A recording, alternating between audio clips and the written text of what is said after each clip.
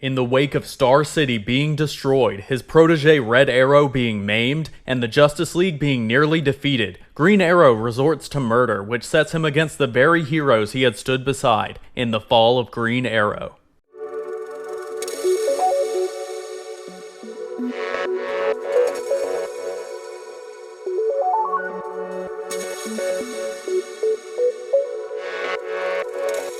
What's up guys, Roman from RNS Entertainment here, and welcome to Comic History, the weekly series where I retell and explain all sorts of iconic storylines, origins, and events in the world of comics. In this video, we're going to be talking about the fall of Green Arrow, which is part of the Rise and Fall storyline, where both Green Arrow and Roy Harper, who was briefly a member of the Justice League under the mantle Red Arrow, but takes back up the identity of Arsenal, have their lives irreparably changed when Star City is destroyed by the supervillain Prometheus in the Cry for Justice arc of the Justice League comic at the time. I actually covered Rise of Arsenal, which takes place directly after Fall of Green Arrow, in one of my earliest episodes of Comic History, so if you'd like to follow the storyline from here, go watch that video next. Our story begins with Green Arrow ruminating about the events in Cry for Justice, at how Prometheus, who the Justice League had always considered a joke of a supervillain, resurfaced with deadly purpose and capability, almost killing all of them single-handedly, slicing Red Arrow's arm off just as he had joined the League, and devising a plan to decimate each major city with ties to the members of the League, though he had only succeeded in Star City, causing untold destruction and massive death tolls, made even more personal and severe by the loss of Leon, Roy Harper's young daughter.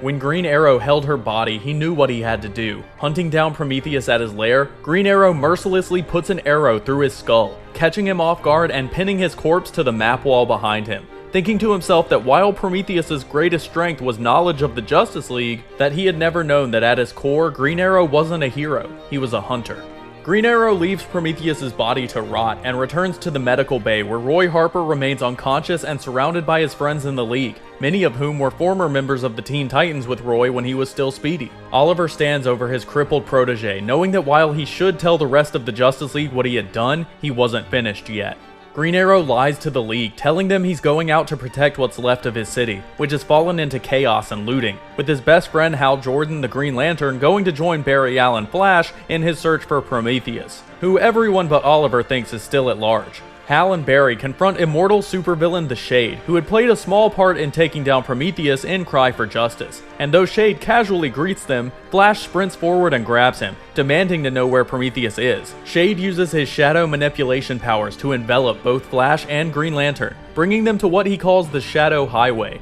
a mode of transportation that can bring him to any location that contains shadows, including Prometheus's hideout, which exists in a small pocket dimension outside of normal reality. Taking them inside, Shade tells them that they aren't the first people he had brought here, with Flash and Green Lantern finding Prometheus's corpse with a green arrow still stuck through his head, though his helmet, which contains all of his anti-Justice League protocols, is mysteriously missing. Meanwhile, Green Arrow and Black Canary fight their way through the remains of Star City, with Oliver eventually tracking down Electrocutioner, the minor villain who had acted as Trigger Man for Prometheus's device. And Green Arrow mercilessly beats him to a bloody pulp, knocking an arrow and preparing to finish him off. As he lets the arrow fly, Black Canary tackles him to stop him from committing murder, telling him that it's not how they do things, and then saying that if he kills Electrocutioner, they can never find Prometheus. During the conversation, Electrocutioner escapes, and Black Canary realizes that Green Arrow doesn't need to find Prometheus because he already did. But before Oliver can admit it, Green Lantern and Flash fly in with a light projection coffin carrying Prometheus's body,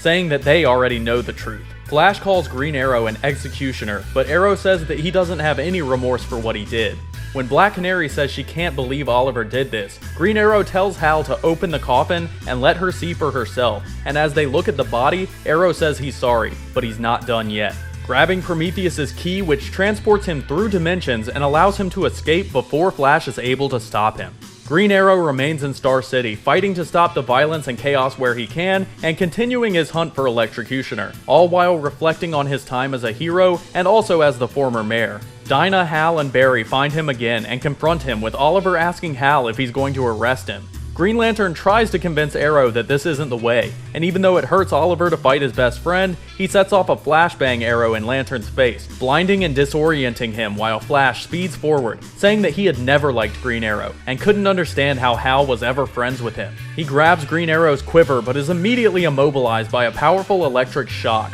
with Oliver telling Barry that super speed is useless if he knows exactly where he's going. Black Canary chases after Green Arrow as he runs away, punching him in the face and kicking him in the throat while saying that it's always the same with him. He always acts without thinking about how his actions would affect everyone else. And when he knocks an arrow and points it at her, she says that the sad part is she could actually see him shooting her at this point. Oliver says that he's sorry, but he's not asking for her permission to do what he needs to do, firing what turns out to be an adhesive arrow that prevents her from following him. Green Arrow continues his hunt, staying hidden from his pursuers by using hidden sewer tunnels underneath the city, and staying in disguise, but stops to fight riot police who were blockading civilians, telling them that the people were scared, and the police were abusing their power. He later comes across his son, Connor Hawke, who is fighting to stop the outbreaks of gang violence in Star City, which makes Oliver proud to see. After they fight off the gang members together, Connor says that at first he didn't believe Flash when he had told him what Oliver did, but then realized that Flash knew Green Arrow more than he ever did.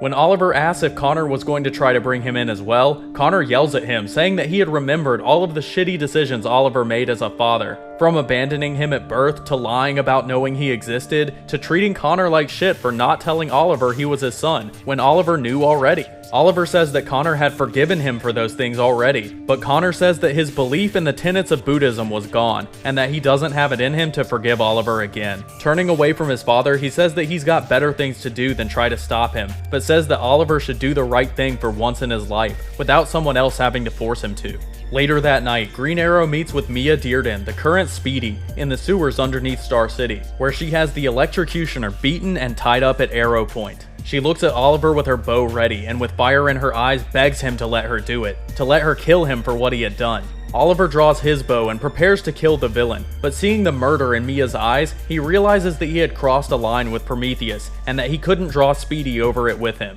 He refuses to kill Electrocutioner and refuses to let Mia kill him either, holding her as she breaks down with regret over being the one charged with watching Leon as she was killed when the city fell. Oliver tells her it isn't her fault, and that his realization that killing in revenge was wrong isn't enlightenment, only regret. Green Arrow and Speedy bring Electrocutioner topside, and Oliver turns himself over to his friends in the Justice League and to the authorities. Although the regular cops in the force are hesitant to arrest him out of respect, the police commissioner Nudo Kara, who has been against Green Arrow from the beginning, revels in ripping off his mask, revealing his identity as Oliver Queen to the world, and outing him as a murderer to the press. Oliver is locked in prison to await trial, and is visited by Black Canary, who takes off their wedding ring and says that this is just one event in a long history of Oliver lying and contradicting himself in order to put walls up between them, this time literally, and says that she thinks deep down he wants to be alone, walking out and ending their relationship. Green Arrow's trial is fast-tracked and proceeds immediately, with most of the Justice League attending in their civilian identities, though Black Canary doesn't show up. Oliver looks across their faces, thinking that Mia deserved a better mentor than him, that he couldn't wait to prove Barry wrong and not turn this into a soapbox for his liberal values when he got the chance to speak, and getting mad at Superman simply for not stopping Star City's destruction, whispering under his breath so quietly that only Clark could hear him. When given the chance to speak, Oliver simply says that he isn't going to make apologies or explanations, and that as Green Arrow, he had given up everything to protect Star City, and that if he had to give up his freedom as well, then so be it. The jury deliberates, and when they return, Green Arrow is found not guilty. Though he had clearly committed the crime, they all let their feelings about Prometheus destroying the city determine their judgment, to Oliver and the judge's disdain. The judge tells Oliver that he's tempted to overrule their decision, but that instead he would demand that Green Arrow leave Star City, and to consider himself exiled with the condition that if he would return, he would be imprisoned under the full power of the law. As Oliver makes a quiet exit out of the back of the courtroom, Green Lantern descends from the air and tells him that he's sorry Dinah didn't come to the trial.